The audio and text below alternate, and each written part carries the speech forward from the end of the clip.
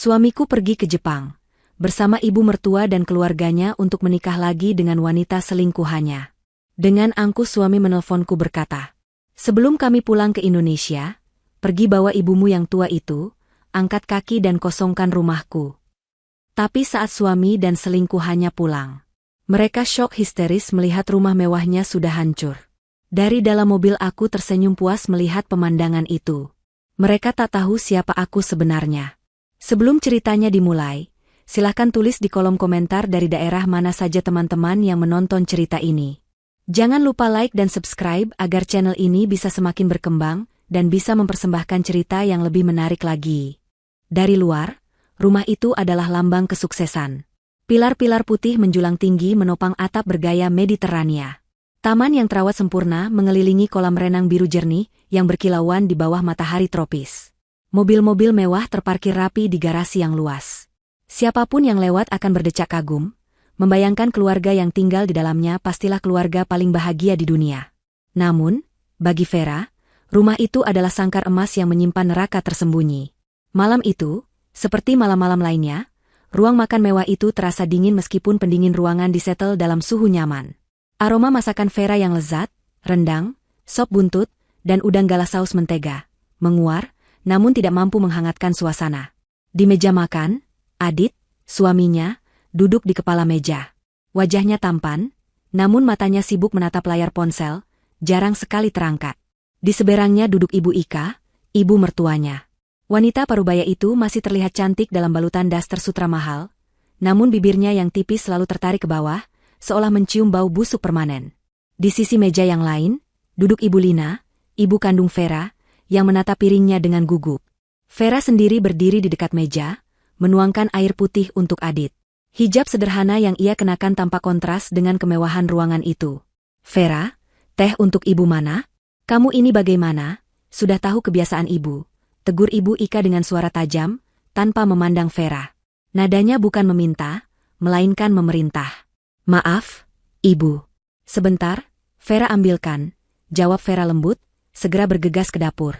"Lihat itu, Adit," Ibu Ika melanjutkan, kini suaranya ditujukan pada putranya. "Istrimu itu lamban sekali. Mengurus hal kecil saja tidak becus. Sama seperti ibunya, hanya bisa duduk diam." Ibu Lina tersentak pelan. Wajah tuanya memerah, namun ia tidak berani berkata apa-apa. Ia tahu, jika ia membela putrinya, amarah Ibu Ika akan semakin menjadi-jadi. Adit hanya bergumam, "Sudahlah, Bu. Yang penting masakan dia enak." "Enak saja tidak cukup," hardik Ibu Ika. "Menantu itu harus bisa membawa diri, harus sepadan. Bukan cuma numpang hidup, membawa ibunya yang sakit-sakitan pula." Vera kembali dari dapur dengan secangkir teh panas di atas nampan kecil. Ia meletakkannya dengan hati-hati di depan Ibu Ika. "Silakan, Ibu." Ia mendengar hinaan tadi, telinganya panas, hatinya perih. Tapi ia menahannya. Demi pernikahannya, demi ibunya yang kini bergantung padanya setelah ayah mereka tiada. Makan malam berlanjut dalam keheningan yang menyesakkan. Hanya denting sendok dan garpu, serta sesekali perintah Ibu Ika yang memecah sunyi. "Vera, ambilkan kerupuk. Vera, nasinya tambah." Vera melayani mereka seperti pelayan tanpa gaji, sementara Ibu Lina hanya berani makan sedikit, menunduk dalam-dalam. Adit, ia seolah tuli. Baginya, omelan ibunya adalah latar belakang yang wajar, dan pengabdian Vera adalah kewajiban mutlak. Baginya, Vera adalah istri yang penurut, bodoh, dan tidak tahu apa-apa selain dapur dan mengurus orang tua. Selesai makan, Adit mendorong kursinya ke belakang. Ia melemparkan sebuah map tebal berwarna merah ke atas meja, nyaris mengenai piring kotor. "Vera, urus ini semua. Seperti biasa. Pastikan laporan keuangan dan pembayaran vendor beres sebelum akhir bulan. Aku tidak mau ada tagihan yang terlambat." "Baik, Mas," jawab Vera patuh. Adit dan Ibu Ika beranjak ke ruang keluarga untuk menonton televisi. Vera, dibantu Ibu Lina yang tertatih-tatih, mulai membersihkan meja makan. "Nak," bisik Ibu Lina pelan, tangannya gemetar saat memegang piring. "Kamu tidak apa-apa." Vera tersenyum, senyuman yang dipaksakan untuk menenangkan hati ibunya. "Vera tidak apa-apa, Bu. Ibu jangan khawatir. Ibu istirahat saja di kamar, biar Vera yang selesaikan." "Tapi pekerjaanmu yang di map itu?" "Biasa, Bu. Hanya mengurus tagihan, bohong Vera. Ia memapah ibunya ke kamar pavilion kecil di bagian belakang rumah. Tempat mereka diizinkan tinggal. Setelah memastikan ibunya berbaring nyaman, Vera mencium keningnya. Ibu tidur, ya? Pukul 10 malam. Rumah mewah itu mulai senyap. Adit dan Ibu Ika sudah masuk ke kamar masing-masing di lantai 2 yang megah. Vera berjalan menuju ruang kerja Adit. Ini adalah satu-satunya tempat di mana ia bisa menjadi dirinya sendiri. Adit mengira Vera hanya melakukan pekerjaan administratif, memasukkan data tagihan ke komputer. Adit tidak tahu, dan tidak pernah mau tahu, bahwa Vera adalah lulusan terbaik akuntansi dari universitas luar negeri ternama, sesuatu yang ia sembunyikan rapat-rapat atas permintaan Adit sebelum menikah dulu. Adit ingin istri yang di rumah saja, agar ia terlihat sebagai suami yang sukses dan berkuasa penuh. Vera duduk di kursi kulit yang mahal. Ia membuka laptop. Tumpukan map merah itu bukan sekadar tagihan. Itu adalah seluruh data mentah dari kerajaan bisnis Adit, restoran, properti, dan beberapa investasi kecil. Selama 5 tahun pernikahan mereka, Vera lah yang diam-diam mengelola arus kas, menghitung untung rugi, bahkan menyusun strategi pajak agar perusahaan tetap untung. Adit hanya tahu menerima laporan akhir yang sudah disederhanakan oleh Vera, lalu memamerkannya sebagai hasil kerja kerasnya. Vera bekerja dengan cepat dan teliti. Jari-jarinya menari di atas papan ketik. Ia mencocokkan faktur, memeriksa laporan bank, dan mengalokasikan dana. Semua ini ia lakukan tanpa bayaran, tanpa pengakuan. Ironisnya, rumah mewah yang Ibu Ika banggakan, yang katanya rumah Adit, sebenarnya berdiri di atas tanah warisan ayah Vera. Dan perusahaan Adit, modal awalnya juga berasal dari dana hibah ayah Vera sebelum meninggal. Adit dan Ibu Ika tidak pernah tahu. Mereka dibutakan oleh kesombongan, mengira semua kemewahan itu adalah hasil jerih payah Adit semata. Malam semakin larut. Vera meregangkan punggungnya. Pekerjaan hampir selesai. Ia hanya perlu memeriksa satu rekening terakhir, sebuah rekening bersama yang dinamai dana investasi keluarga. Ini adalah rekening yang jarang dipakai, biasanya hanya untuk pembelian aset besar. Vera membukanya untuk memastikan saldonya sesuai. Matanya menyipit. Ada aktivitas yang tidak biasa. Bukan satu, tapi serangkaian transfer besar selama 6 bulan terakhir. Transfer itu dilakukan setiap tanggal ganjil. Jumlahnya puluhan juta rupiah. Jantung Vera mulai berdebar. Ini bukan pembelian aset. Ini adalah transfer rutin. Ia mengklik salah satu transaksi untuk melihat detailnya. Nama penerimanya asing. Santi. Vera mengerutkan kening. Siapa Santi? Ia tidak pernah mendengar nama itu di lingkaran bisnis Adit. Ia memeriksa transaksi lainnya. Semua ke nama yang sama. Santi. Totalnya, dalam 6 bulan, sudah ratusan juta rupiah berpindah ke rekening itu. Ini bukan investasi. Ini adalah biaya hidup seseorang. Tangan Vera sedikit gemetar. Ia membuka laci meja, mencari laporan kartu kredit Adit yang ia simpan untuk arsip pajak. Ia ingat Adit pernah berkata ia membuka kartu kredit baru untuk keperluan proyek. Vera menemukan laporannya. Matanya memindai daftar tagihan. Jantungnya seolah berhenti berdetak. Tagihan dari butik perhiasan mewah. Tagihan dari restoran romantis di puncak gedung. Tagihan hotel bintang 5 untuk akhir pekan. Dan yang paling menyakitkan, tagihan dari toko perlengkapan bayi premium. Semua transaksi itu dilakukan di kota yang sama, di tanggal-tanggal yang sama saat Adit mengaku sedang dinas luar kota. Vera menelusuri nama Santi itu di media sosial, menghubungkannya dengan lokasi transaksi. Tidak butuh waktu lama. Sebuah akun publik muncul. Seorang wanita muda yang cantik, berpose di lobi hotel yang familiar, mengenakan kalung berlian yang fotonya ada di tagihan kartu kredit Adit. Di foto lain, wanita itu tersenyum sambil memegang perutnya yang sedikit membuncit. Napas Vera tercekat. Pengkhianatan itu begitu telak, begitu nyata. Ini bukan sekadar perselingkuhan. Adit membiayai hidup wanita lain, membelikannya kemewahan, dan wanita itu hamil. Sementara dirinya, istri sahnya, diperlakukan seperti pembantu, dihina setiap hari bersama ibunya, dan sibuk mengurus keuangan agar Adit bisa menghamburkan uang untuk selingkuhannya. Vera menutup laptop. Wajahnya pucat pasi. Tapi ia tidak menangis. Rasa sakit yang luar biasa itu dengan cepat berubah menjadi sesuatu yang lain. Sesuatu yang dingin, tajam, dan sangat fokus. Ia sudah cukup lama menjadi bodoh. Ia sudah cukup lama diam demi menjaga perasaan ibunya dan keutuhan rumah tangga palsu ini. Malam itu, Di ruang kerja yang sunyi, di dalam rumah yang dibangun di atas tanah miliknya, Vera yang penurut telah mati. Pagi datang dengan kepalsuan yang sama seperti biasanya. Vera menyiapkan sarapan, menyajikan kopi untuk Adit dan teh untuk Ibu Ika, seolah tidak ada yang terjadi. Wajahnya tenang, hijabnya terpasang rapi. Tidak ada jejak air mata atau kemarahan. Hanya ada ketenangan yang ganjil, sedingin es. Ibu Lina, yang membantunya di dapur, merasakan perubahan itu. Putrinya bergerak lebih efisien, lebih diam, matanya memancarkan ketegasan yang sudah lama tidak ia lihat. Adit duduk di meja makan, membaca berita di tabletnya. Ia menyeruput kopi buatan Vera tanpa menoleh. Nanti siang aku ada rapat penting di luar. Mungkin pulang malam, katanya datar. Vera meletakkan sepiring nasi goreng di depan suaminya. Mas, panggilnya pelan. HM. Adit masih fokus pada layarnya. Siapa Santi? Pertanyaan itu begitu tiba-tiba, begitu lugas. Jari Adit berhenti bergerak di layar tablet. Ia mengangkat kepalanya perlahan, menatap Vera dengan kaget. Ini adalah pertama kalinya Vera menanyainya dengan nada seperti itu. Apa maksudmu? Tanya Adit, suaranya berubah defensif. Aku melihat laporan rekening investasi. Ada transfer rutin ke nama Santi. Jumlahnya besar, kata Vera, suaranya tetap tenang, menatap lurus ke mata suaminya. Ibu Ika, yang sedang mengoleskan selai di rotinya, langsung berhenti. Telinganya menajam. Wajah Adit memerah. Ia tidak menyangka Vera, si bodoh yang hanya tahu urusan dapur, akan memeriksa rekening itu. Itu bukan urusanmu, bentaknya. Itu investasi rahasia.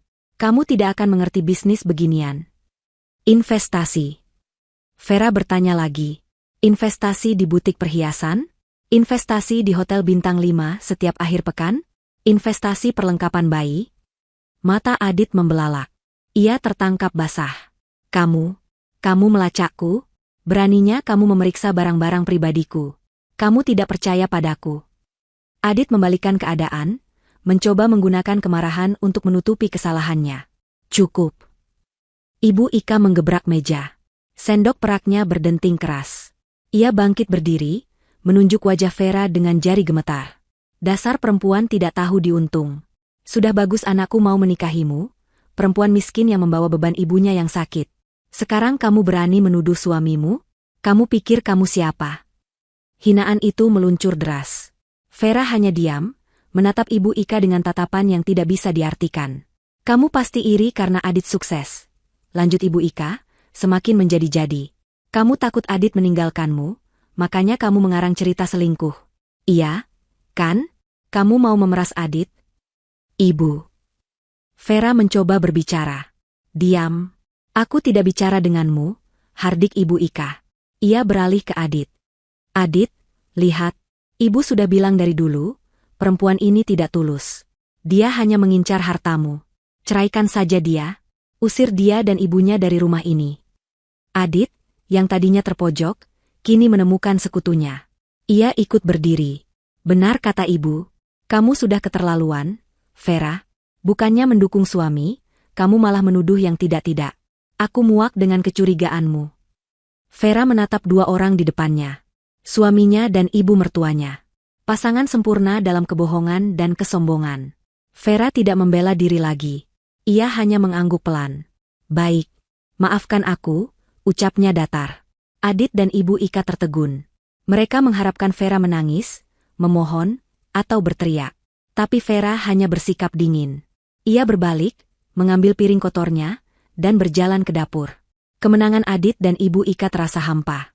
Mereka saling pandang, lalu Adit mendengus. Dia hanya takut, katanya pada ibunya, lebih untuk meyakinkan dirinya sendiri. Dia tahu dia tidak punya apa-apa tanpaku.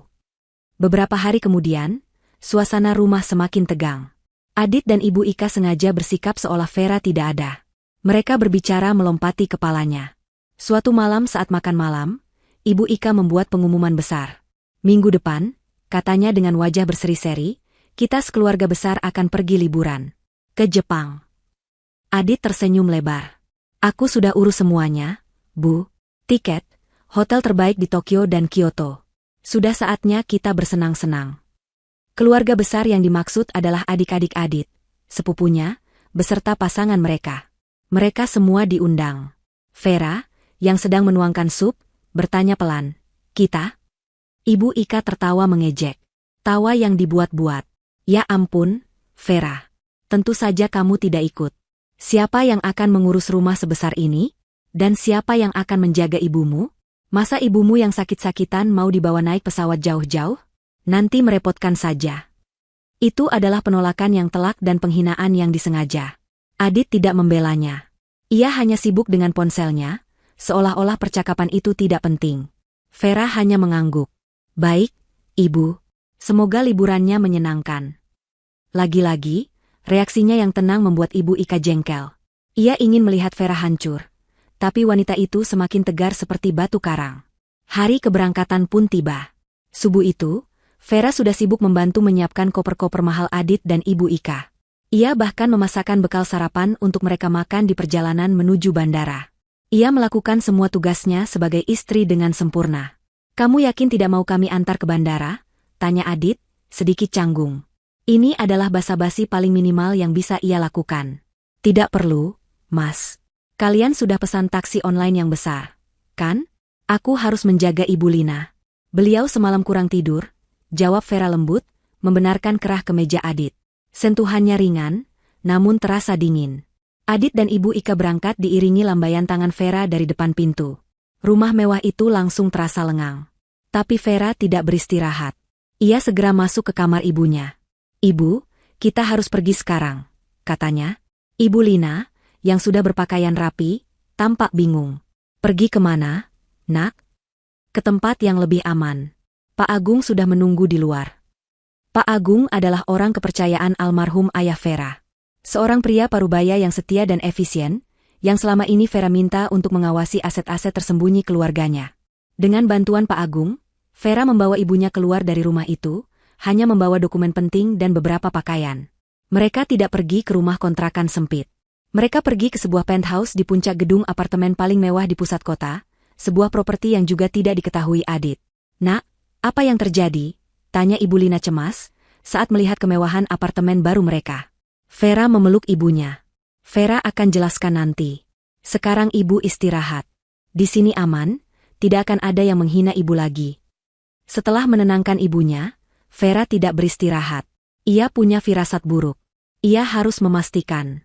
Ia mengambil kunci mobil sederhana miliknya, mobil yang ia beli dengan sisa uang warisan pribadinya, dan melaju ke bandara. Ia tiba tepat waktu. Dari kejauhan, di area check-in kelas bisnis, ia melihat rombongan Adit. Ibu Ika tertawa lebar. Adik-adik Adit sibuk berfoto. Adit berdiri di sana, tersenyum.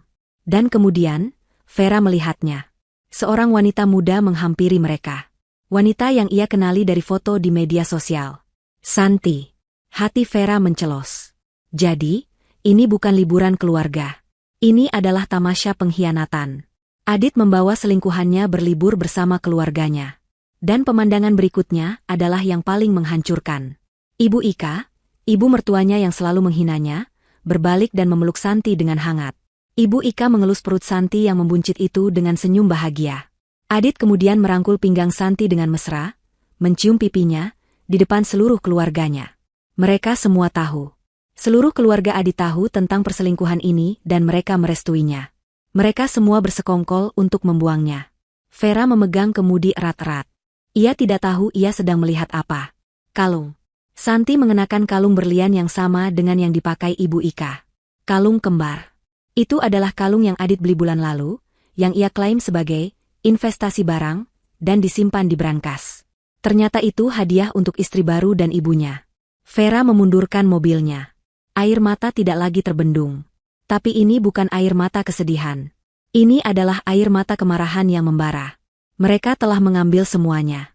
Mereka telah menginjak-injak harga dirinya, menghina ibunya, dan kini mereka merayakan pengkhianatan itu secara terbuka. Ia melajukan mobilnya meninggalkan bandara. Ia tidak lagi ragu. Permainan sudah selesai. Sekarang, saatnya ia membalas. Apartemen penthouse itu adalah dunia yang berbeda. Jika rumah Adit adalah pameran kemewahan yang norak dan berisik, tempat ini adalah benteng ketenangan yang elegan. Jendela-jendela setinggi langit-langit membentang dari lantai ke plafon, menyuguhkan pemandangan kota Jakarta yang gemerlap 1000 cahaya di bawah sana. Perabotannya minimalis namun terbuat dari material terbaik. Tidak ada vas porselen berlebihan atau lukisan potret diri yang angkuh seperti di rumah Ibu Ika. Semuanya dirancang untuk kenyamanan dan efisiensi.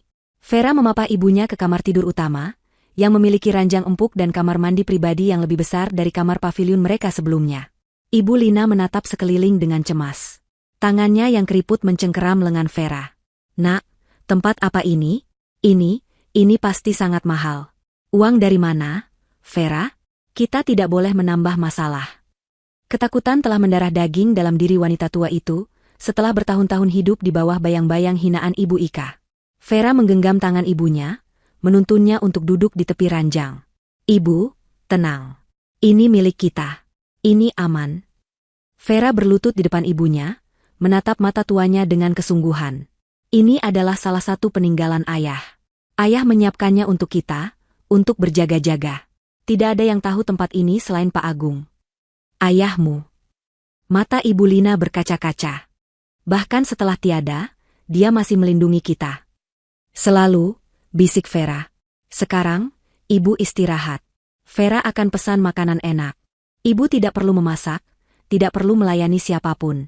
Mulai sekarang, Ibu akan dilayani." Vera menghabiskan 2 hari pertama untuk memulihkan kondisi ibunya.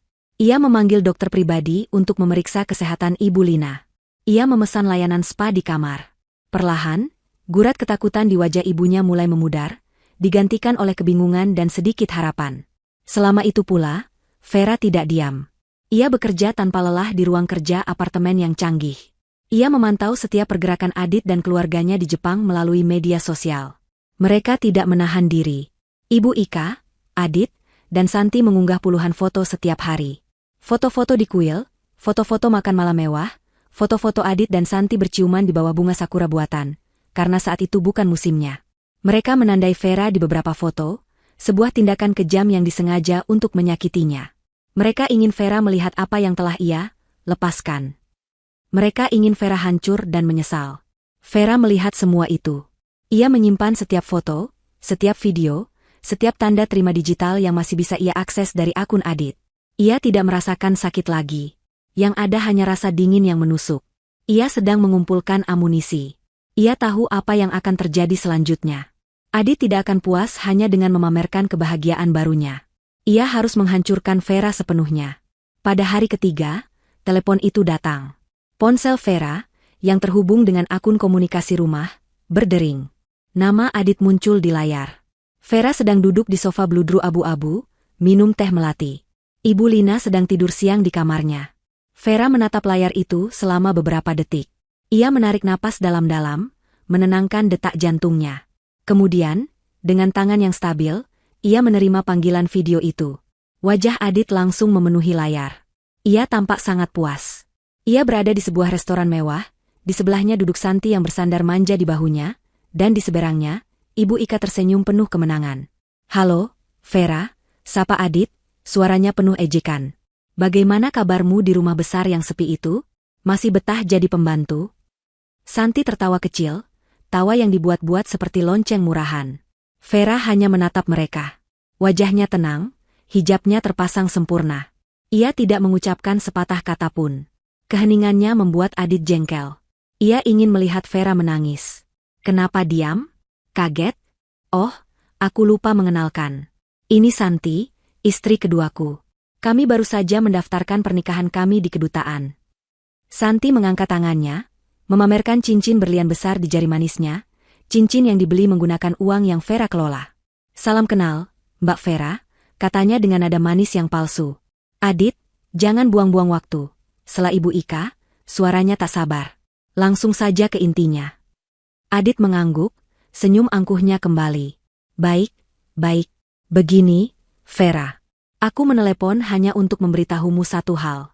Ia mencondongkan tubuhnya ke kamera, matanya menyipit kejam. "Aku sudah menikah lagi. Pernikahan yang setara, yang direstui ibuku. Jadi, aku tidak butuh lagi istri pembawa sial sepertimu. Dan ibumu yang sakit-sakitan itu," timpal Ibu Ika, merebut ponsel dari Adit. "Dengar baik-baik, perempuan tidak tahu diri. Aku muak melihat kalian berdua di rumah anakku. Jadi," Adit mengambil alih lagi, "aku memberimu waktu 1 minggu. Sebelum kami pulang ke Indonesia, aku mau kau pergi. Pergi bawa ibumu yang tua itu. Angkat kaki dan kosongkan rumahku. Paham? Napas Vera tercekat sesaat. Hinaan terhadap ibunya adalah satu hal yang tidak bisa ia terima. Kosongkan rumahku, ulang Adit, lebih keras. Jangan berani-berani mengambil apapun selain pakaian bekasmu. Jika saat aku pulang kalian masih di sana, aku akan memanggil satpam untuk menyeret kalian keluar seperti sampah. Ibu Ika tertawa terbahak-bahak di latar belakang. Benar? Usir saja mereka, Dit, biar mereka kembali ke got tempat mereka berasal.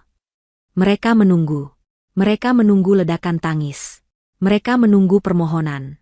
Mereka menunggu Vera memelas dan meminta maaf. Vera hanya diam selama beberapa detik, membiarkan kekejaman mereka menggantung di udara. Lalu, sesuatu yang tidak mereka duga terjadi. Bibir Vera perlahan-lahan tertarik ke atas, membentuk sebuah senyuman tipis. Senyuman yang dingin, kosong, dan sama sekali tidak menunjukkan rasa takut. Sudah? Tanya Vera, suaranya tenang dan jernih. Tawa Ibu Ika berhenti. Senyum Adit membeku. Reaksi ini di luar skenario mereka. Apa maksudmu? Tanya Adit gagap. Aku tanya, apa kalian sudah selesai bicara? Kata Vera lagi. Kalau sudah, aku tutup teleponnya.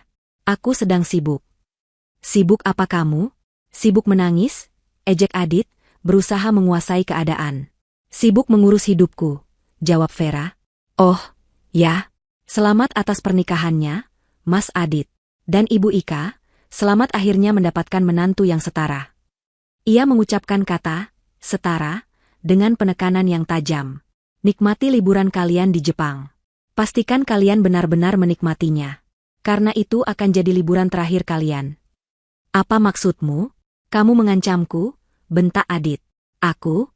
Mengancam? Vera tertawa pelan, tawa yang membuat bulu kuduk Adit berdiri. Tidak, Mas. Aku tidak perlu mengancam. Aku hanya memberi saran. Ia menatap lurus ke kamera, matanya berkilat. Dan satu hal lagi, Adit. Soal rumah itu. Kamu yakin itu rumahmu? Sebelum Adit bisa menjawab, sebelum Ibu Ika bisa menjerit lagi, Vera mematikan panggilan itu. Keheningan total di penthouse. Vera menatap layar ponselnya yang gelap. Senyuman dingin itu masih terpasang di wajahnya. Rumahmu? Bisiknya pada layar mati. Kita lihat saja. Di seberang dunia, di restoran mewah di Tokyo, Adit, Ibu Ika, dan Santi terdiam. Wajah mereka pucat pasi. Pesta perayaan mereka mendadak hambar. Sesuatu yang ganjil telah terjadi. Vera tidak hancur. Vera tidak takut. Vera tersenyum. Dan senyuman itu lebih menakutkan daripada amukan manapun. Vera tidak membuang waktu. Senyuman di wajahnya memudar, digantikan oleh ekspresi fokus yang tajam. Ia berjalan ke ruang kerjanya. Ibu Lina, yang terbangun oleh nada bicara Vera yang tidak biasa, berdiri di ambang pintu dengan wajah cemas. Nak, siapa itu? Ada apa? Vera menoleh, menatap ibunya. Ini saatnya. Itu Adit, Bu. Dia menelepon dari Jepang. Dia bilang dia sudah menikah lagi dengan Santi. Apa? Ibu Lina terhuyung, berpegangan pada kusen pintu. Bagaimana bisa? Lalu kita bagaimana? Dia mengusir kita, lanjut Vera, suaranya datar. Dia menyuruh kita angkat kaki dari rumah itu sebelum dia pulang. Air mata menggenang di mata Ibu Lina. Ya Tuhan, kita akan tinggal di mana? Kita. Vera melangkah maju, memegang kedua bahu ibunya dengan kuat. Ibu, dengar Vera. Kita tidak akan kemana-mana. Kita aman di sini. Ibu ingat apa yang selalu ayah katakan? Jangan pernah memulai pertarungan, tapi jika ada yang memulainya, pastikan kamu yang mengakhirinya. Hari ini, Vera akan mengakhirinya. Ibu Lina menatap putrinya. Vera yang ia lihat sekarang bukanlah Vera yang penurut dan selalu menunduk. Ini adalah Vera putrinya, Vera yang cerdas, yang tangguh, yang selama ini menyembunyikan cahayanya. Vera mendudukkan ibunya di sofa empuk di ruang kerja. Ibu duduk di sini. Lihat Vera bekerja. Sudah waktunya ibu tahu siapa kita sebenarnya. Vera mengambil ponsel khusus dari laci mejanya. Ponsel yang tidak pernah diketahui Adit. Ia hanya menekan satu nomor panggil cepat. Pak Agung, kata Vera begitu panggilan itu tersambung. Ini saya. Waktunya. Terdengar suara helaan napas lega di seberang sana. Saya sudah menunggu perintah Nona Vera. Semua sudah disiapkan. Ibu, perkenalkan, kata Vera sambil menyalakan pengeras suara. Ini Pak Agung, tangan kanan ayah, yang selama ini menjaga semua aset kita. Selamat sore, Ibu Lina, sapa Pak Agung dengan hormat. Ibu Lina hanya bisa mengangguk bingung. Pak Agung, Vera kembali fokus. Kita mulai. Vera membuka laptopnya, menampilkan jaringan data dan bagan perusahaan yang rumit. Adit dan keluarganya sedang di Tokyo. Mereka baru saja menelepon untuk mengusir saya dan ibu. Kurang ajar, geram Pak Agung pelan. Apa perintah Nona? Pertama, uang, kata Vera. Saya mau mereka terdampar. Bekukan semua rekening pribadi atas nama Adit Saputra dan Ika Sumardi. Tarik semua fasilitas kartu kredit korporat dan pribadi mereka. Saya mau mereka tidak bisa membayar tagihan hotel mereka besok pagi. Siap, Nona. Saya perkirakan dana tunai di dompet mereka tidak akan cukup untuk membeli tiket kereta ke bandara. Jawab Pak Agung. Bagus. Kedua, perusahaan, lanjut Vera. Adit mengira dia adalah CEO. Padahal, perusahaan yang dia pimpin itu PT Maju Bersama, 90% sahamnya dimiliki oleh perusahaan holding kita, PT Cakrawala Nusantara, melalui 3 perusahaan cangkang yang berbeda. Benar, Pak Agung? 100% benar, Nona. Tuan Adit hanya memegang saham 10%, hadiah dari almarhum ayah Nona, yang bodohnya dia kira adalah saham mayoritas. Vera mengangguk. Saya mau rapat umum pemegang saham luar biasa diadakan besok pagi. Gunakan kuasa saya sebagai pemegang saham utama. Agenda pertama, nonaktifkan Adit Saputra dari posisi direktur utama atas dugaan penyelewengan dana perusahaan. Penyelewengan dana? Tanya Ibu Lina kaget. Ya, Bu. Uang yang dia pakai untuk membiayai Santi, membeli perhiasan, dan liburan ini, semua diambil dari rekening perusahaan. Dia menyebutnya biaya representasi. Saya punya semua buktinya, jelas Vera. Pak Agung, tunjuk Pak Budi sebagai pelaksana tugas sementara. Agenda kedua, mulai audit forensik menyeluruh. Saya mau setiap rupiah yang dia curi terhitung. Siapkan berkas laporan untuk kepolisian atas tuduhan penggelapan dalam jabatan. Akan dilaksanakan, Nona. Tim hukum kita akan menyerahkan surat panggilan itu begitu Tuan Adit menginjakan kaki di Bandara Indonesia. Ada jeda sejenak. Vera menatap layar di depannya. Di sana, terpampang foto rumah mewah yang baru saja diperintahkan Adit untuk ia kosongkan. Ketiga, rumah itu, kata Vera, suaranya menjadi sedingin es. Ya, Nona, kata Pak Agung, tanah itu sepenuhnya atas nama Nona Vera, sebagai bagian dari warisan yang tidak terpisahkan. Namun, bangunan di atasnya secara hukum rumit. Dibangun sebagian menggunakan dana perusahaan Tuan Adit. Saya tidak peduli dengan bangunannya, Pak Agung, potong Vera. Bangunan itu penuh kenangan buruk. Penuh dengan hinaan Ibu Ika dan pengkhianatan Adit. Saya tidak sudi melihatnya lagi. Kita bisa segel properti itu, Nona. Kita bisa usir mereka secara hukum saat mereka tiba, usul Pak Agung. Vera menggeleng. Tidak. Itu terlalu mudah. Mereka mengusir saya dan ibu seperti sampah. Mereka ingin saya dan ibu kehilangan tempat tinggal. Mereka ingin kami menderita. Saya akan memberikan mereka apa yang mereka inginkan. Ia menatap lurus ke depan, matanya memantulkan cahaya kota. Pak Agung, hubungi tim konstruksi dan pembongkaran terbaik yang kita miliki. Mereka punya waktu sampai Adit dan keluarganya berhasil mencari cara untuk pulang. Mungkin 5, mungkin 6 hari. Pak Agung terdiam sesaat, mengerti arah perintah ini. Nona yakin? Saya mau tempat itu tidak ada saat mereka pulang. Perintah Vera, suaranya tidak bergetar sedikit pun. Saya tidak mau ada sisa satu batu bata pun. Saya mau mereka pulang ke tanah kosong. Ratakan dengan tanah. Ibu Lina menutup mulutnya, terperangah. Ini adalah tingkat keputusan yang tidak pernah ia bayangkan. Segera laksanakan, Nona Vera, jawab Pak Agung. Tidak ada keraguan lagi dalam suaranya. Dan papan pengumumannya. Ya, kata Vera. Pasang papan pengumuman yang paling besar. Tulis, aset ini telah kembali ke pemilik sahnya.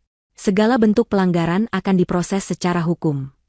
Dan di bawahnya, pasang logo besar PT Cakrawala Nusantara. Siap, Nona. Panggilan ditutup. Vera bersandar di kursinya. Untuk pertama kalinya dalam 5 tahun, ia merasa bisa bernapas lega. Ibu Lina menatapnya dengan campuran rasa ngeri dan bangga. Vera, kamu kamu adalah putrimu ayahmu. Vera tersenyum, kali ini senyuman tulus untuk ibunya. Ya, Bu. Dan mereka baru saja membangunkan raksasa yang sedang tidur. Di Tokyo, pesta kemenangan itu berlangsung tanpa henti. Bagi Adit, Ibu Ika, dan Santi, ini bukan sekadar liburan. Ini adalah penobatan. Penobatan Santi sebagai menantu baru yang disetujui, penobatan Ibu Ika sebagai ratu yang akhirnya berhasil menyingkirkan Benalu, dan penobatan Adit sebagai pria sukses yang bisa mendapatkan apapun yang ia inginkan, termasuk membuang istri lama dan menggantinya dengan yang baru sesuka hati. Mereka menginap di suite termewah di salah satu hotel paling bergengsi, dengan pemandangan langsung ke taman istana. Rombongan keluarga besar Adit yang lain, adik-adik dan sepupunya, ditempatkan di kamar-kamar yang sedikit lebih murah, namun tetap mewah. Semuanya atas biaya Adit. Mereka adalah penonton bayaran yang ikut merayakan kejatuhan Vera. Lihat, Santi, kata Ibu Ika pada hari keempat mereka, sambil menyeruput sampanye di lounge hotel. Ia baru saja kembali dari Ginza, menenteng setidaknya 5 kantong belanja dari merek-merek ternama. Ini baru namanya menantu. Tahu cara menyenangkan mertua. Tidak seperti si Vera itu, pelit, dikasih uang bulanan pasti ditabung, katanya buat ibunya yang sakit-sakitan. Cih. Santi, yang perutnya kini mulai tampak jelas di balik gaun sutranya yang mahal, tersenyum manis. Ia juga menenteng tas edisi terbatas yang harganya setara dengan biaya pengobatan Ibu Lina selama setahun. Ibu Ika pantas mendapatkan yang terbaik. Santi senang sekali akhirnya bisa jadi bagian keluarga ini. Mas Adit benar-benar memanjakan Santi. Adit, yang duduk di seberang mereka sambil membalas email bisnis, atau lebih tepatnya, meneruskan email ke asistennya di Jakarta, tertawa angkuh. Tentu saja. Uangku tidak ada serinya. Vera itu bodoh. Dia pikir dengan menghemat, aku akan simpati, justru aku muak melihat gayanya yang kampungan. Selalu pakai hijab polos, baju longgar, tidak bisa memamerkan suami. Betul, seru Ibu Ika. Sekarang, ambil foto kita lagi. Pakai ponsel barumu itu, Dit, yang kameranya paling bagus. Ibu mau unggah lagi, biar si Vera itu tahu diri. Maka, ritual harian itu pun dimulai.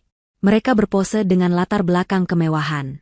Adit merangkul Santi dengan mesra, satu tangannya mengelus perut Santi. Ibu Ika berdiri di samping mereka, dagunya terangkat angkuh, memamerkan kalung berlian kembar yang ia kenakan bersama Santi. Adit mengambil foto itu dan langsung mengunggahnya. Ia bahkan tidak ragu-ragu. Ia membuka akun media sosialnya, memilih foto terbaik, dan menulis keterangan, akhirnya menemukan kebahagiaan sejati. Bersama keluarga yang sepadan dan istri yang tahu cara menghargai suami. Babak baru telah dimulai. Dia sengaja tidak menandai Vera. Dia tahu Vera akan melihatnya. Dia tahu kabar ini akan menyebar. Dia ingin Vera hancur perlahan-lahan dari jauh. Dia ingin Vera merasa begitu kecil, begitu hina, sehingga saat dia pulang dan mengusirnya, Vera tidak akan punya kekuatan lagi untuk melawan. Dia ingin Vera pergi sebagai pengemis yang kalah. Keluarga besar Adit yang lain ikut meramaikan. Mereka berkomentar di unggahan itu. Selamat, Mas Adit. Akhirnya. Nah, ini baru menantu idaman. Semoga lancar sampai kelahiran cucu pertama, Bu Ika. Mereka semua adalah bagian dari paduan suara yang sama, paduan suara yang menginjak-injak Vera. Mereka tidak tahu, ribuan kilometer jauhnya, di sebuah penthouse yang sunyi, Vera sedang mengarsipkan setiap foto, setiap komentar, setiap bukti digital dari persekongkolan ini. Malam itu adalah puncak dari perayaan mereka. Adit telah memesan ruang pribadi di sebuah restoran Wagyu paling eksklusif di Shinjuku. Restoran itu terkenal sulit didapat, namun dengan koneksi dan uang, Adit berhasil mendapatkannya. Mereka makan dan minum sepuasnya. Daging sapi termahal meleleh di lidah mereka. Botol-botol sake terbaik terus berdatangan. Mari kita bersulang, kata Adit, mengangkat gelasnya. Untuk keluarga kita. Untuk masa depan perusahaan yang semakin jaya di tanganku. Dan untuk cucu ibu, pekik Ibu Ika, wajahnya memerah karena alkohol dan kebahagiaan. Calon pewaris tunggal kekayaan Adit. Santi tersenyum, mengelus perutnya. Ia telah memenangkan lotre terbesar dalam hidupnya. Mereka tertawa, mereka bersenda gurau. Mereka merencanakan liburan berikutnya. Bali, Eropa, mungkin membeli yacht pribadi. Tidak ada yang tidak mungkin bagi Adit. Mereka begitu mabuk oleh kesombongan, begitu asyik berpesta di dek kapal mewah mereka, sehingga mereka tidak menyadari bahwa di bawah permukaan air, kapal itu sudah bocor di mana-mana. Vera, melalui tangan Pak Agung, telah mencabut satu persatu paku yang menahan fondasi kekayaan mereka. Pesta selesai pukul 11 malam. Tagihan datang di atas nampan kulit hitam yang elegan. Jumlahnya fantastis, cukup untuk membeli sebuah mobil kecil di Indonesia. Adit bahkan tidak melihat angkanya. Ia tertawa, merasa sangat berkuasa. Ia mengeluarkan kartu kredit utamanya, Black Card tanpa batas yang terhubung langsung dengan rekening perusahaan. Kartu yang Vera gunakan untuk membayar semua tagihan vendor, kini ia gunakan untuk membayar daging dan sake. Ini, katanya dengan angkuh kepada pelayan berjas hitam. Pelayan itu membungkuk, membawa kartu itu ke mesin kasir. Beberapa saat kemudian, ia kembali. Wajahnya sopan, namun sedikit cemas. "Maafkan saya, Tuan. Kartu Anda ditolak." Tawa di meja itu langsung berhenti. Wajah Adit mengeras. "Apa katamu? Ditolak? Itu tidak mungkin. Coba lagi. Mungkin jaringanmu jelek." "Baik, Tuan." Pelayan itu kembali. Beberapa detik kemudian, ia kembali lagi. "Maaf sekali, Tuan. Masih ditolak." Notifikasinya mengatakan, "Jangan dihormati." "Kurang ajar," geram Adit. Ia mulai merasa malu. "Baik, pakai yang ini." Ia mengeluarkan kartu kredit pribadinya yang lain, kartu platinum. Pelayan itu menggeseknya. "Ditolak juga, Tuan." "Ini." Adit melempar kartu ketiga. "Ditolak, Tuan." Keringat dingin mulai membasahi pelipis Adit. Ibu Ika dan Santi menatapnya dengan cemas. "Adit, ada apa?" bisik Ibu Ika. "Jangan bikin malu, Dit." "Diam, Bu," bentak Adit. Ia beralih ke dompetnya, mencari kartu debit. Ini adalah rekening utamanya, rekening tabungan di mana ia menyimpan uang pribadinya, yang ia kira berisi miliaran rupiah. "Pakai ini. Ini pasti bisa." Pelayan itu membawa mesin EDC ke meja. Adit memasukkan kartu itu dan mengetik PIN-nya dengan kasar. Mesin itu berbunyi. Adit menunggu. Lalu, di layar kecil itu, muncul tulisan yang menghancurkan dunianya. "Transaksi ditolak. Saldo tidak mencukupi." Napas Adit tercekat. Saldo tidak cukup. Ia bergumam, tidak percaya. Itu tidak mungkin. Saldo di rekening itu seharusnya cukup untuk membeli restoran ini. Ia merebut mesin itu dari tangan pelayan. Ia mencoba lagi. Hasilnya sama. Ia panik. Ia segera membuka aplikasi mobile banking di ponsel barunya. Ia mencoba masuk ke akunnya. Layar berputar-putar. Lalu sebuah pesan muncul, "Akun Anda telah diblokir atas permintaan bank. Silakan hubungi kantor cabang terdekat." Di seberang meja, Ibu Ika dan Santi menatapnya dengan ngeri. Di sampingnya, pelayan dan manajer restoran berdiri diam, menunggu pembayaran. Pesta telah berakhir. Kapal mereka baru saja menabrak gunung es. Keheningan di ruang pribadi itu terasa memekakan telinga. Wajah Adit pucat pasi, lebih pucat dari taplak meja linen putih di depannya. Manajer restoran, seorang pria Jepang parubaya dengan tatapan tajam namun sopan, berdiri diam. "Tuan," katanya pelan, "kami harus meminta pembayaran diselesaikan malam ini." Saya tahu," sentak Adit, suaranya gemetar. Ia mencoba mentransfer dana dari akun lain. Diblokir. Mencoba aplikasi pembayaran digital. Gagal. Semuanya terkunci. Seolah-olah identitas finansialnya telah dihapus dari muka bumi. "Adit, apa-apaan ini?" desis Ibu Ika, suaranya bergetar antara marah dan takut. "Kamu bilang kamu kaya. Kenapa bayar makan saja tidak bisa?" "Diam, Bu," balas Adit. Matanya liar mencari solusi. "Santi, berikan kartumu." "Kartuku?" Santi terkejut. "Mas, kartuku kan kartu tambahan dari kamu. Kalau kartumu diblokir, punyaku pasti." "Coba saja," bentak Adit. Santi dengan enggan mengeluarkan kartu kreditnya. Benar saja. Ditolak. Suasana menjadi sangat memalukan. Keluarga besar Adit yang lain, yang makan di meja terpisah, mulai berbisik-bisik. Mereka melihat drama yang terjadi di ruang pribadi. Manajer itu berdeham. "Jika Tuan tidak bisa membayar dengan kartu, kami terpaksa menerima bentuk jaminan lain." Mata Adit tertuju pada pergelangan tangannya. Di sana melingkar jam tangan mewah edisi terbatas yang baru ia beli 2 hari lalu di Ginza. Jam tangan yang ia pamerkan di media sosial. Dengan tangan gemetar, ia melepas jam itu. "Ini," katanya parau, "harganya 3 kali lipat dari tagihan ini. Ambil ini sebagai jaminan." Aku akan kembali besok dengan uang tunai. Manajer itu memeriksa jam itu sekilas, mengangguk, lalu menyimpannya. Baik, Tuan. Kami akan menunggu sampai besok siang. Mereka berjalan keluar dari restoran itu dalam diam. Kemewahan dan tawa tadi menguap seperti embun pagi. Keluarga besar yang lain buru-buru pamit, memberi alasan mengantuk, menghindari mereka seolah mereka pembawa wabah. Begitu pintu suite hotel tertutup, neraka pecah. Adit, apa yang terjadi? Ibu Ika menjerit, melemparkan tas belanjaannya ke lantai. Kenapa kita dipermalukan seperti itu? Aku tidak tahu, Bu. Aku tidak tahu. Adit balas berteriak. Ia merenggut kerah kemejanya, merasa tercekik. Ia segera mengambil telepon hotel, mencoba menelepon banknya di Jakarta. Saat itu sudah lewat tengah malam di Indonesia, tapi dia tidak peduli. Ia mencoba menghubungi manajer cabangnya. Nomornya tidak terdaftar. Ia mencoba menelepon kantornya. Tidak ada yang mengangkat. Ini pasti ulah Vera, teriak Adit, sebuah kesadaran yang mengerikan melandanya. Perempuan ular itu. Dia pasti mencuri semua uangku selagi kita pergi. Mencuri? Santi membelalak. Bagaimana bisa? Bukankah dia bodoh?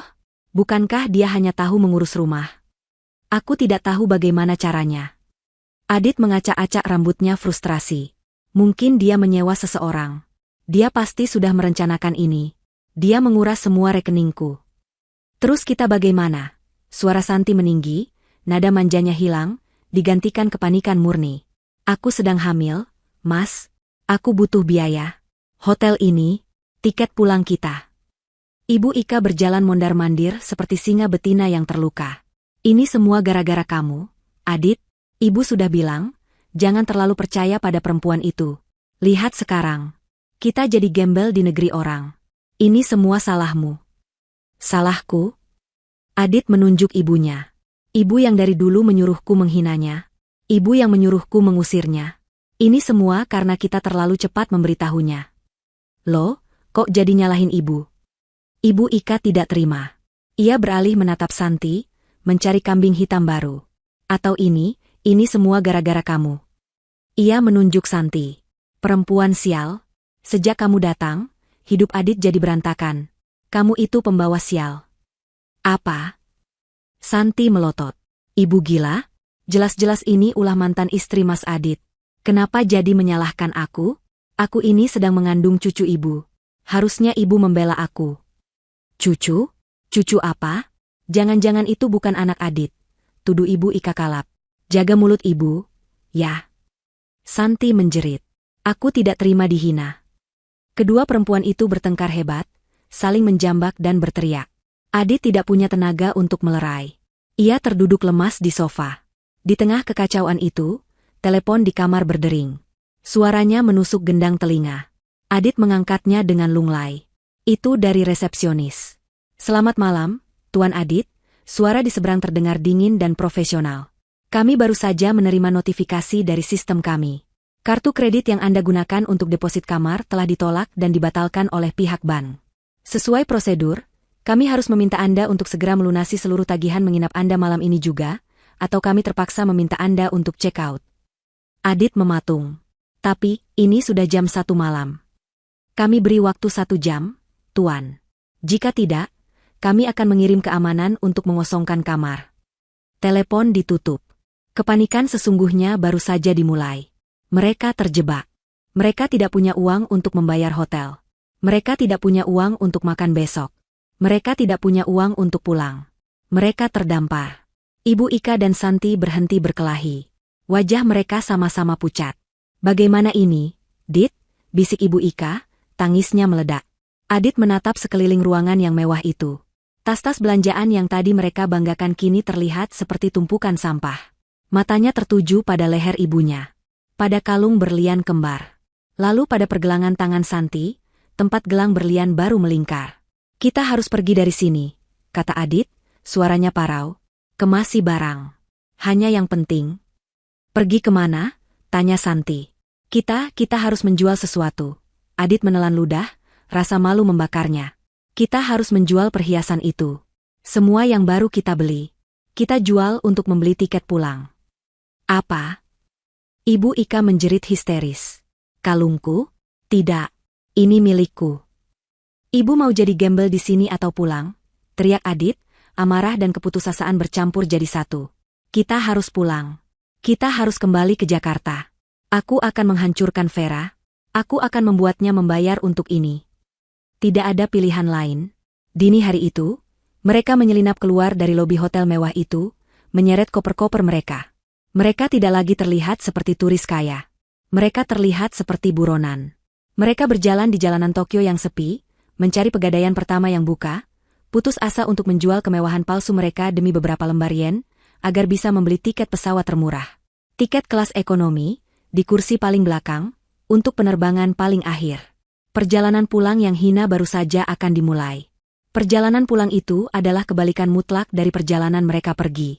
Jika saat berangkat mereka terbang dengan kelas bisnis, tertawa-tawa sambil menikmati sampahnya gratis, kini mereka terhimpit di barisan kursi paling belakang kelas ekonomi. Pesawat itu penuh sesak, berbau campuran keringat, parfum murah, dan makanan instan. Mereka mendapatkan tiket itu setelah menjual hampir semua barang mewah yang mereka beli. Jam tangan Adit hanya cukup untuk menutup tagihan restoran dan sisa 1 malam di hotel murah dekat bandara. Untuk tiket pesawat, Ibu Ika harus merelakan kalung berlian kembarnya. Santi juga harus melepaskan gelang dan beberapa cincin barunya. Mereka menjualnya di toko barang bekas di sudut jalan Tokyo, dengan harga yang jauh di bawah nilai beli, ditawar habis-habisan oleh pemilik toko yang tahu bahwa mereka sedang putus asa. Mereka tidak tidur selama hampir 30 jam. Wajah mereka kuyu, berminyak, dan penuh kekalutan. Ibu Ika, yang biasanya selalu tampil sempurna dengan riasan dan tatanan rambut, kini terlihat seperti wanita tua yang malang.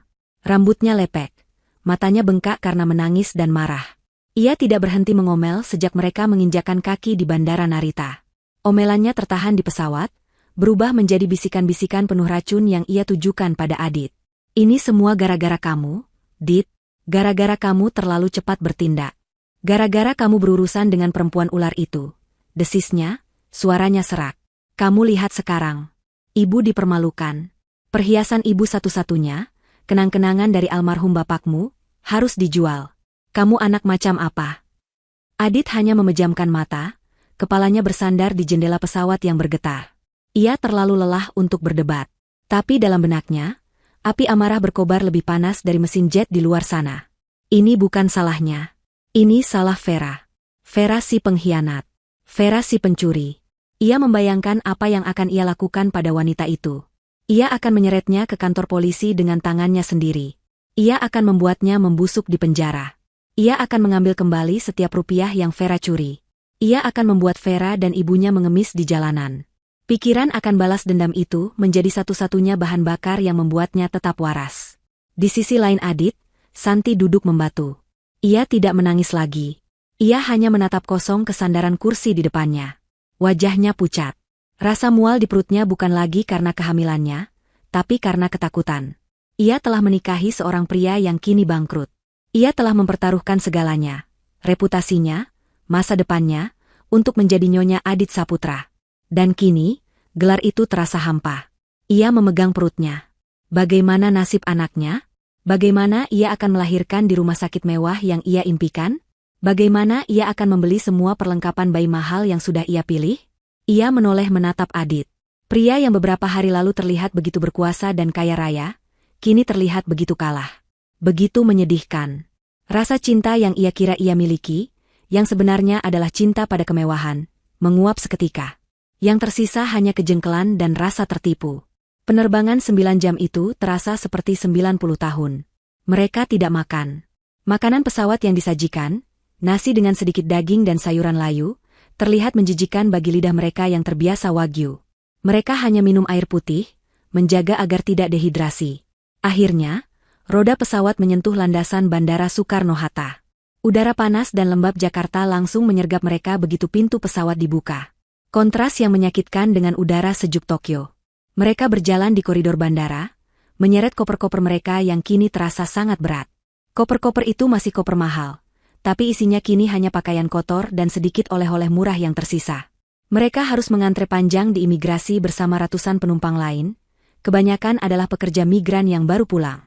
Ibu Ika menutup hidungnya, mengeluh soal bau keringat. Cepat sedikit, Dit. Ibu tidak tahan. Harusnya kamu pakai jalur prioritas. Prioritas apa, Bu? Uang kita sudah habis, senta Adit. Orang-orang di antrean menoleh, menatap mereka dengan aneh. Setelah mengambil bagasi, mereka berjalan keluar dari terminal kedatangan. Biasanya, sopir pribadi Adit sudah menunggu di depan, membukakan pintu mobil Alphard hitam yang dingin dan nyaman. Hari ini, tidak ada siapa-siapa. Ponsel Adit dan Ibu Ika mati total, tidak ada pulsa, tidak ada paket data. Mereka terputus dari dunia. Sekarang bagaimana? Tanya Santi, suaranya terdengar panik. Kita tidak bisa menghubungi siapa-siapa. Adit mendengus. Ia masih punya sisa uang yen yang ia tukarkan dari hasil menjual perhiasan. Ia berjalan ke konter penukaran uang, menukarnya ke rupiah dengan kurs yang sangat buruk. Uangnya hanya cukup untuk membayar taksi dan mungkin makan sekali. Ia berjalan ke antrean taksi bandara biasa. Pakai taksi ini? Ibu Ika membelalak. Yang benar saja, Dit, panas, bau rokok. Kamu mau ibu mati kepanasan? Diam atau kita jalan kaki pulang. Bentak Adit, kesabarannya habis. Ibu Ika terdiam, bibirnya gemetar menahan tangis. Ia belum pernah dibentak seperti itu oleh putra kesayangannya. Mereka bertiga berdesakan masuk ke dalam taksi sedan tua. Sopir taksi menaikkan koper-koper mereka ke bagasi. Kemana, Pak? Tanya sopir itu ramah. Adit menyebutkan alamat kompleks perumahan mewahnya. Sopir itu menatap mereka dari kaca spion. Penampilan mereka kuyu, tapi alamat mereka adalah alamat orang kaya. Perjalanan dari bandara adalah siksaan terakhir. Jalan tol macet parah. Pendingin udara taksi tidak terlalu dingin. Asap knalpot dari truk dan bus di sebelah mereka seolah merembes masuk. Ibu Ika terus mengipasi dirinya dengan brosur yang ada di kantong pintu. Santi hanya bersandar dan memejamkan mata, menahan mual. Adit tidak memejamkan mata. Ia menatap keluar jendela. Menara-menara perkantoran Jakarta yang familiar, jalan-jalan yang ia kuasai. Ini adalah kotanya. Ini adalah wilayah kekuasaannya. Kemarahannya kembali memuncak. Tunggu saja, Vera, batinnya. Aku pulang. Permainanmu selesai. Setelah 1 jam lebih, taksi akhirnya keluar dari jalan tol dan memasuki jalanan yang lebih lengang menuju kawasan perumahan mereka. Gerbang keamanan yang megah menyambut mereka. Satpam yang berjaga mengenali Adit dan langsung membuka portal. Adit mulai merasa sedikit lebih baik. Ia kembali ke kerajaannya. Ia akan segera tiba di rumahnya. Ia akan mandi air panas, mengganti pakaian, lalu ia akan menelepon pengacaranya dan polisi. Taksi berbelok ke jalan utama di dalam kompleks. Rumah-rumah mewah berbaris rapi di kiri dan kanan. Adit hafal setiap belokan. Tinggal 2 tikungan lagi, lalu lurus, rumahnya yang paling besar di ujung jalan. Taksi melewati tikungan pertama. Jantung Adit berdebar. Ia sudah tidak sabar. Melewati tikungan kedua. Jalanan lurus terbentang di depan mereka. Mata Adit menyipit. Dari kejauhan, ada yang aneh. Pemandangan di ujung jalan itu berbeda. Ia ingat, rumahnya yang bercat putih gading itu menjulang tinggi. Atapnya yang berwarna biru tua terlihat jelas dari jarak ini, menutupi sebagian langit. Sekarang, yang ia lihat hanya langit sore yang terbuka. Tidak ada atap biru. Tidak ada bangunan putih gading. Apa? Bisik Adit. Taksi semakin dekat. Semakin dekat. Jantung Adit mulai berdentum keras. Begitu keras hingga ia bisa mendengarnya di telinganya sendiri. Tidak, gumamnya. Tidak mungkin. Taksi itu melambat. Sopir taksi melihat ke kiri dan kanan, lalu menatap nomor rumah di pilar gerbang yang tersisa di pinggir jalan. Lalu ia menatap ke lahan di sebelahnya. Pak, kata sopir taksi itu, suaranya bingung. Ini benar alamatnya, kan? Nomor 27. Tapi, taksi berhenti total.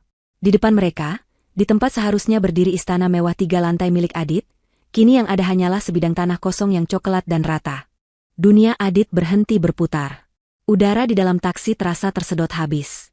Suara klakson dari kejauhan, deru mesin mobil, semuanya lenyap. Yang ada hanya suara desingan tinggi di telinganya. Ini bukan rumah kita, bisik Ibu Ika, suaranya bergetar. Dit, ini salah alamat. Pak sopir, salah jalan. Rumah kami yang besar, yang ada kolam renangnya. Santi, yang terbangun dari tidurnya yang gelisah, membuka mata. Ia menatap keluar jendela. Ia melihat apa yang dilihat Adit dan Ibu Ika. Kosong. Tidak ada apa-apa. Pak, alamatnya benar. Nomor 27, kata sopir taksi itu, menunjuk pada pilar batu yang masih berdiri tegak di dekat trotoar, satu-satunya sisa dari gerbang megah mereka. Tapi rumahnya tidak ada, Pak. Adit tidak menjawab.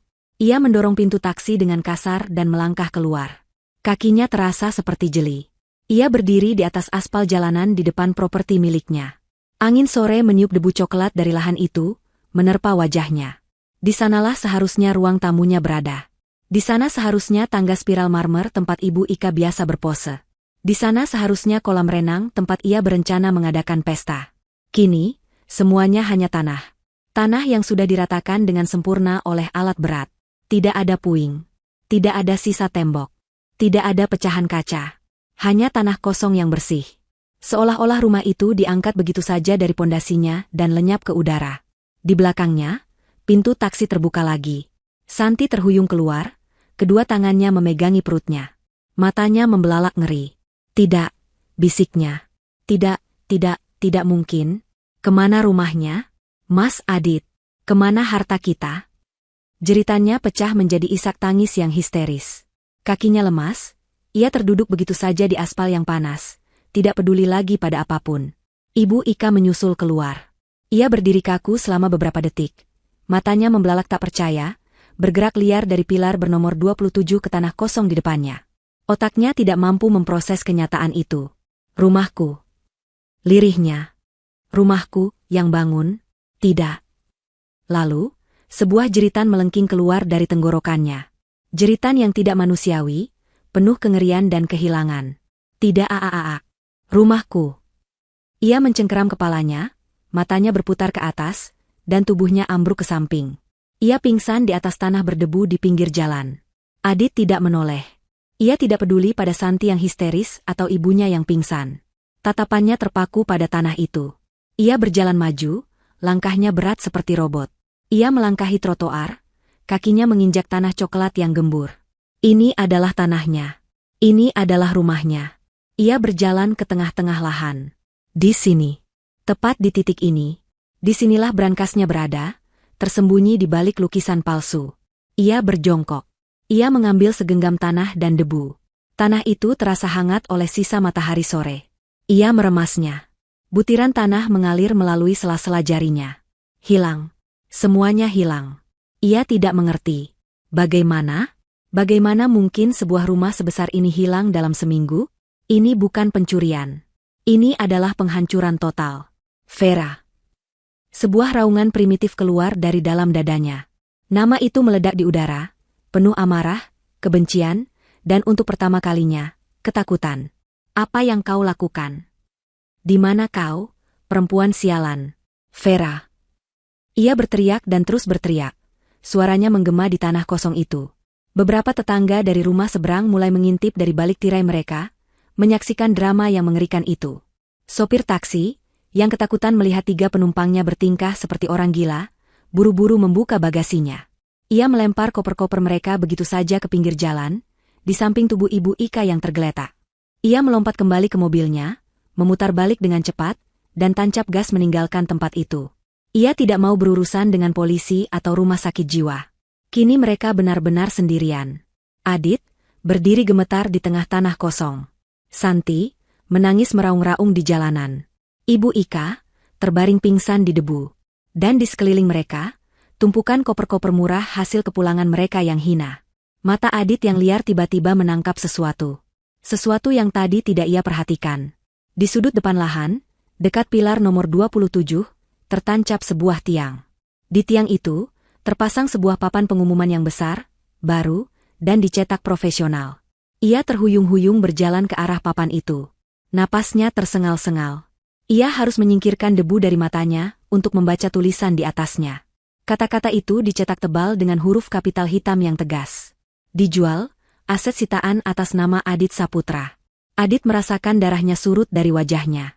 Aset sitaan? Siapa yang menyita? Lalu ia membaca baris di bawahnya, yang dicetak lebih besar lagi. Telah dibeli oleh PT Cakrawala Nusantara. PT Cakrawala Nusantara? Nama apa itu? Dia tidak kenal perusahaan itu. Dia tidak pernah berbisnis dengan mereka. Bagaimana bisa mereka membeli asetnya? Jantungnya berdebar kencang, ia merasakan firasat yang sangat, Sangat buruk. Ia menatap nama perusahaan itu, mencoba mengingat-ingat di mana ia pernah mendengarnya, tapi otaknya kosong. Yang ia tahu hanyalah satu hal. Rumahnya bukan hanya hancur. Rumahnya telah dirampas. Semuanya telah diambil darinya.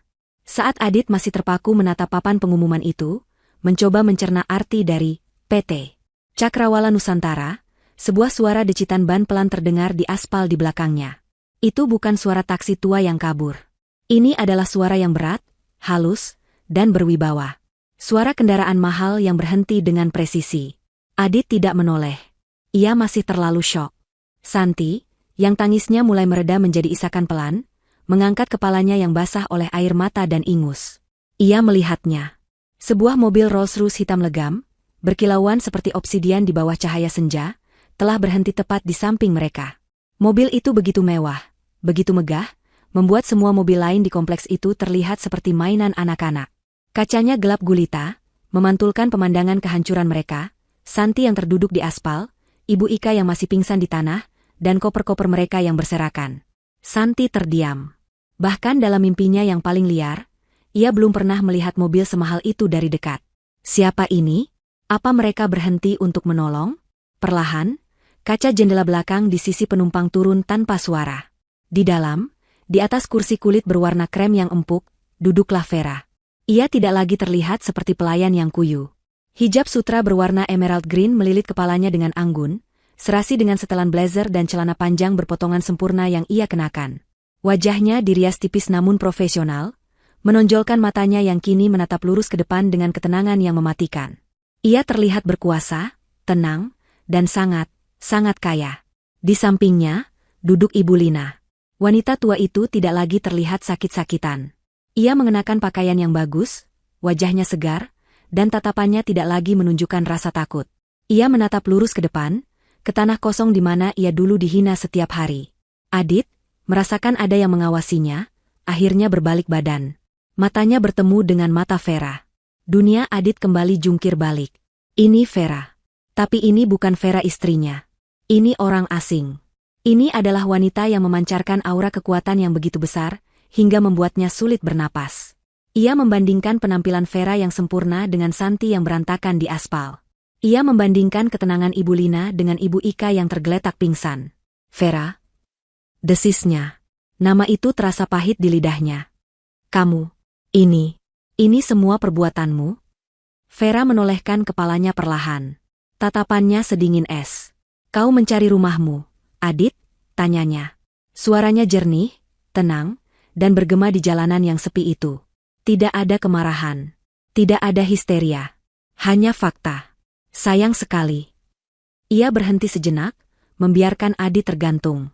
Perusahaan holding milik keluargaku, Vera melanjutkan, memutuskan untuk membeli tanah ini. Rupanya pemilik sebelumnya, Tuan Adit Saputra, gagal bayar utang dalam jumlah besar pada perusahaan yang dia pimpin. Ironis sekali, bukan? Kepala Adit berputar. Gagal bayar utang? Perusahaan holding milik keluarga? Apa omong kosong apa ini? Gagapnya. Keluarga apa? Kamu tidak punya keluarga. Kamu miskin. Ibumu miskin. Vera tersenyum. Senyuman tipis yang sama, yang menghantui Adit sejak panggilan video di Jepang. Kamu tidak pernah bertanya. Adit, kamu tidak pernah peduli. Kamu hanya sibuk dengan kesombonganmu. PT Cakrawala Nusantara, kata Vera, menunjuk papan pengumuman itu dengan dagunya. Itu perusahaan holding milik keluargaku. Perusahaan yang didirikan oleh almarhum ayahku. Perusahaan yang menaungi 3 perusahaan cangkang yang memiliki 90% saham di PT Maju Bersama, perusahaan yang kamu klaim sebagai milikmu. Darah Adit benar-benar surut dari wajahnya. Ia merasa mual. 90%? 5 tahun lalu, Vera bercerita, suaranya tetap datar seperti seorang dosen yang memberi kuliah. Aku jatuh cinta pada seorang pria. Pria yang kupercaya tulus. Ayahku tidak setuju. Ayahku melihat siapa dia sebenarnya. Tapi aku buta. Jadi, demi aku, ayahku memberinya hadiah. 10% saham perusahaan dan modal awal, hanya agar putrinya bisa bahagia. Ayahku memintaku berjanji satu hal, rahasiakan sisanya. Biarkan pria itu berpikir dia hebat, biarkan dia membangun egonya. Ayahku bilang, Orang sombong akan selalu menghancurkan dirinya sendiri. Kita hanya perlu menunggu. Vera menatap Adit lurus di mata. Dan kamu menghancurkan dirimu sendiri, Adit. Kamu menghina aku. Kamu menghina ibuku. Kamu mengkhianatiku. Dan yang paling bodoh, kamu mencuri. Kamu mencuri dari perusahaan yang pada akhirnya adalah milikku. Santi, yang mendengarkan semua itu dari aspal, ternganga. Mulutnya terbuka lebar. Wanita yang ia rebut suaminya, wanita yang ia ejek, ternyata adalah pemilik segalanya. Tidak. Bisik Adit. Ini tidak mungkin. Ini mimpi buruk. Tidak mungkin. Kamu bohong. Selama 5 tahun, Vera melanjutkan, mengabaikan penyangkalan Adit, aku duduk di ruang kerjamu. Aku yang mengelola keuanganmu. Aku yang memastikan bisnismu untung. Aku yang menutupi jejak-jejak penggelapan kecilmu selama ini, berharap kamu akan sadar. Tapi kamu tidak sadar. Kamu malah semakin rakus. Kamu menggunakan uang perusahaan untuk membiayai wanita ini. Vera melirik Santi dengan jijik, dan ibumu. Kamu pikir kamu siapa? Bentak Adit, mencoba mengumpulkan sisa-sisa keberaniannya. Kamu tidak bisa melakukan ini. Aku akan menuntutmu. Ini perampokan. Benarkah? Tanya Vera. Pintu depan mobil Rolls-Royce itu terbuka. Pak Agung keluar dari kursi pengemudi. Ia mengenakan setelan jas hitam yang rapi, wajahnya tegas. Ia berjalan menghampiri Adit. Ia tidak terlihat seperti sopir. Ia terlihat seperti seorang eksekutor. Pak Agung berhenti di depan Adit, menatap pria yang hancur itu dengan tatapan dingin. Tuan Adit Saputra, kata Pak Agung, suaranya berat dan resmi. Ia mengulurkan sebuah amplop coklat tebal. Adit menatap amplop itu dengan gemetar. Itu surat panggilan dari kepolisian, jelas Pak Agung. Atas tuduhan penggelapan aset perusahaan PT Maju Bersama senilai miliaran rupiah.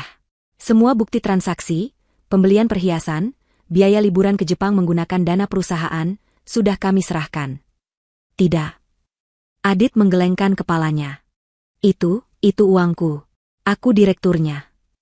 Anda mantan direktur, koreksi Pak Agung. RUPS luar biasa telah dilaksanakan 3 hari lalu. Anda sudah dipecat secara tidak hormat. Dan ini, Pak Agung menyerahkan map kedua, adalah surat perintah penyitaan aset pribadi Anda untuk menutupi kerugian perusahaan. Termasuk sisa 10% saham Anda yang tidak berharga itu. Anda tidak punya apa-apa lagi, Tuan Adit. Adit tidak mengambil map itu. Tangannya terlalu gemetar. Map itu jatuh ke tanah di antara kakinya. Penyitaan aset. Kepolisian. Penjara. Kata-kata itu berputar-putar di kepalanya. Dan rumah ini? Tanya Adit, suaranya parau, menunjuk ke tanah kosong. Kenapa kamu hancurkan? Vera akhirnya menatapnya lagi. Kali ini, ada kilatan emosi di matanya. Kilatan kemarahan yang dingin. Kamu menyuruhku angkat kaki. Kamu menyuruhku mengosongkan rumahmu. Jadi aku mengosongkannya, kata Vera. Tanah ini milikku. Warisan ayahku. Tapi bangunannya? Bangunan itu dibangun dengan uang perusahaan yang kamu curi. Bangunan itu adalah simbol kesombonganmu dan kekejaman ibumu. Bangunan itu kotor. Jadi aku membersihkannya. Di belakang mereka, Santi tiba-tiba berdiri. Wajahnya pucat pasi, tapi matanya menyala liar. Ia sadar. Ia telah menikahi pria yang bangkrut total. Pria yang akan masuk penjara. Ia tidak akan mendapatkan apa-apa. Ia telah salah bertaruh. Ia berjalan cepat ke arah Adit, yang masih mematung menatap Vera. Mas Adit, panggilnya. Adit tidak menoleh. Mas Adit, teriaknya. Adit akhirnya menoleh padanya, wajahnya kosong. Plah, Santi menampar wajah Adit sekeras yang ia bisa. Suaranya menggema di jalanan itu. Pria bajingan. Penipu, jeritnya. Kamu bilang kamu kaya. Kamu bilang aku akan hidup enak. Kamu menghancurkan hidupku. Santi, aku. Adit gagap. Aku tidak peduli. Santi menangis histeris. Ia menendang salah satu koper di dekatnya. Aku tidak mau tahu. Jangan cari aku lagi. Ia berbalik, menatap Vera yang duduk di dalam mobil mewah dengan iri dan benci. Lalu ia berbalik lagi, berjalan tertatih-tatih secepat yang ia bisa, meninggalkan Adit, meninggalkan Ibu Ika yang pingsan, hanya membawa tas tangannya, menghilang di tikungan jalan. Adit kini benar-benar sendirian. Ditinggal selingkuhannya. Ibunya pingsan. Rumahnya hilang. Perusahaannya dirampas. Dan penjara menunggunya. Ia menatap Vera. Matanya memerah. Vera, tolong. Bisiknya. Ini adalah kata terakhir yang tersisa. Permohonan. Maafkan aku hilaf. Vera, tolong jangan penjarakan aku. Kasihani aku. Vera menatap pria yang memohon di depannya. Pria yang sama yang beberapa hari lalu dengan angkuh menyuruhnya angkat kaki. Kasihan? Vera mengulang kata itu. Di mana kasihanmu saat ibumu menghina ibuku setiap hari? Di mana kasihanmu saat kamu memamerkan selingkuhanmu di depan mataku? Di mana kasihanmu saat kamu menyuruhku dan ibuku yang sakit untuk pergi dari rumah ini? Vera menggeleng pelan. Kamu tidak pantas dikasihani. Adit, kamu pantas mendapatkan ini semua. Kaca jendela Rolls-Royce itu mulai naik kembali tanpa suara. Tidak. Vera. Tunggu. Adit berlari ke arah mobil, menggedor-gedor kaca jendela yang gelap. Buka. Vera. Jangan tinggalkan aku. Pak Agung dengan sigap menahan Adit, mencengkeram lengannya dengan kuat. Mobil mewah itu meluncur pergi dengan mulus, meninggalkan Adit yang meronta-ronta dalam cengkeraman Pak Agung. Di dalam mobil, Ibu Lina menggenggam tangan putrinya. Semua sudah selesai, nak, katanya lembut. Vera menatap lurus ke depan, ke jalanan yang terbentang. Ia menarik napas dalam-dalam, lalu mengembuskannya. Senyuman tipis muncul di wajahnya. Kali ini, bukan senyuman dingin. Itu adalah senyuman tulus. Senyuman kebebasan. Belum, Bu, katanya. Ini baru permulaan. Raungan sirene polisi memecah keheningan senja di kompleks perumahan mewah itu. Tetangga yang tadinya hanya berani mengintip, kini memberanikan diri keluar rumah. Mereka menyaksikan pemandangan yang akan menjadi gosip terpanas selama bertahun-tahun. 2 mobil patroli polisi berhenti tepat di depan lahan kosong bernomor 27. Pak Agung, yang masih mencengkeram Adit, melepaskannya saat petugas berseragam turun. Ini dia orangnya, Pak, kata Pak Agung tenang, menyerahkan map berisi surat perintah penangkapan. Adit tidak melawan lagi. Seluruh tenaga dan kesombongannya telah terkuras habis. Ia seperti boneka kain yang pasrah ketika tangannya diborgol ke belakang. Ia menatap kosong ke tanah tempat rumahnya dulu berdiri. Saat ia digiring masuk ke mobil polisi, tatapannya bertemu dengan tatapan para tetangganya. Tetangga yang dulu selalu iri padanya, yang dulu selalu ia pameri kekayaan. Kini, mereka menatapnya dengan campuran rasa kasihan dan jijik. Mal, itu adalah rasa sakit terakhir yang menghancurkannya, lebih sakit daripada kehilangan uang. Tolong, ibuku. Bisiknya parau pada seorang petugas, menunjuk Ibu Ika yang masih tergeletak di tanah. Petugas yang lain memanggil ambulans. Saat Adit dibawa pergi, ia melihat para petugas medis datang dan mengangkat tubuh ibunya ke atas tandu. Itu adalah pemandangan terakhirnya sebagai orang bebas. Di dalam mobil Rolls-Royce yang melaju tenang, Vera menerima telepon dari Pak Agung. Sudah diamankan, Nona. Tuan Adit dibawa ke Polda. Ambulans juga sudah mengurus Nyonya Ika. Bagus, Pak Agung. Terima kasih. Pastikan proses hukumnya berjalan tanpa celah. Gunakan tim pengacara terbaik kita, kata Vera. Dan, Nona Santi, tanya Pak Agung. Vera terdiam sejenak. Biarkan dia pergi. Dia sudah mendapatkan hukumannya sendiri. Menikah dengan pria bangkrut dan kini harus berjuang sendirian. Itu lebih dari cukup. Vera menutup teleponnya. Ia bersandar di kursi empuk itu. Di sampingnya, Ibu Lina tersenyum. Ayahmu akan sangat bangga padamu, nak. Vera hanya melakukan apa yang harus dilakukan. Bu, jawab Vera, menggenggam tangan ibunya. Tidak akan ada lagi yang berani menghina ibu. Kabar kejatuhan Adit Saputra menyebar seperti api. Media bisnis yang dulu memujanya sebagai entrepreneur muda sukses, kini berlomba-lomba memberitakan skandal penggelapannya. Fotonya saat digiring polisi terpampang di halaman depan. Di pengadilan, bukti yang disajikan Vera dan tim hukumnya begitu kuat. Rekaman CCTV, jejak digital transfer dana, kesaksian para vendor, semuanya memberatkan Adit. Ia terbukti secara sah dan meyakinkan telah merugikan perusahaan miliaran rupiah. Upayanya untuk menyalahkan Vera berbalik menjadi bumerang. Jaksa justru memuji Vera karena berhasil membongkar kejahatan ini dari dalam. Adit divonis hukuman penjara bertahun-tahun. Bagaimana dengan Ibu Ika? Syok yang ia alami malam itu ternyata berdampak permanen. Kehilangan rumah, status sosial, dan putra kesayangannya dalam satu waktu menghancurkan mentalnya. Ia tidak pernah pulih sepenuhnya. Setelah keluar dari rumah sakit, tanpa Adit dan tanpa uang sepeser pun, ia harus bergantung pada belas kasihan kerabat jauhnya. Ia berakhir di sebuah panti ureda sederhana, menghabiskan sisa hari-harinya dalam kebingungan, seringkali berbicara sendiri, mengomel pada bayangan Vera yang ia kira masih menjadi menantunya. Karma telah mengambil kembali semua kesombongannya. Santi menghilang. Kabar terakhir menyebutkan ia terlihat kembali ke kampung halamannya, menumpang di rumah orang tuanya. Ia harus membesarkan anak dari pria yang ia benci, dalam kondisi ekonomi yang sulit, jauh dari gemerlap ibu kota yang ia dambakan. Waktu pun berlalu. 1 tahun kemudian, di lahan kosong bernomor 27, kini berdiri sebuah bangunan yang sama sekali berbeda. Bukan rumah tinggal yang angkuh, melainkan sebuah gedung kaca 3 lantai yang modern dan elegan. Gedung itu adalah kantor pusat Lina Foundation, sebuah yayasan amal yang didirikan oleh Vera dan didedikasikan untuk ibunya. Yayasan itu fokus membantu para ibu tunggal dan lansia yang kurang beruntung, memberikan mereka tempat tinggal yang layak dan pelatihan keterampilan. Di lantai teratas gedung itu, di sebuah ruang kantor yang luas dengan pemandangan kota, Vera berdiri di depan jendela kaca. Ia tidak lagi mengenakan setelan bisnis yang kaku.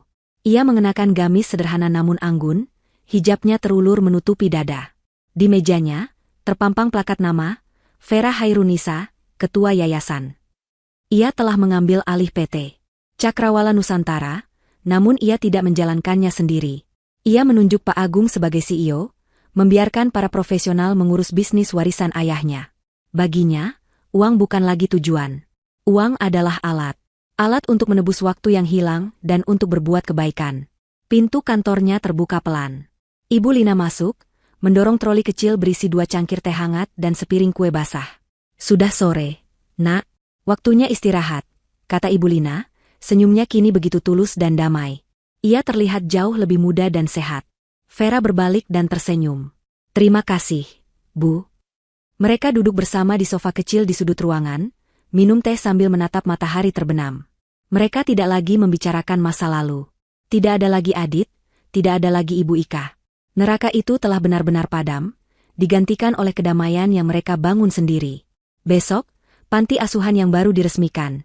Ya? Tanya Ibu Lina. Iya, Bu. Ibu yang akan menggunting pitanya, jawab Vera. Keduanya tertawa pelan. Itu adalah tawa kebahagiaan sejati. Vera telah melalui api pengkhianatan, namun ia tidak terbakar. Ia justru terlahir kembali dari abu, lebih kuat, lebih bijak, dan lebih tangguh. Ia tidak hanya menghancurkan mereka yang telah menyakitinya, ia telah membangun sesuatu yang baru dan indah di atas reruntuhan itu. Keadilan telah ditegakkan, karma telah dibayar lunas, dan sang protagonis mendapatkan akhir yang paling memuaskan, kedamaian dan kebahagiaan sejati, bersama orang yang paling ia cintai.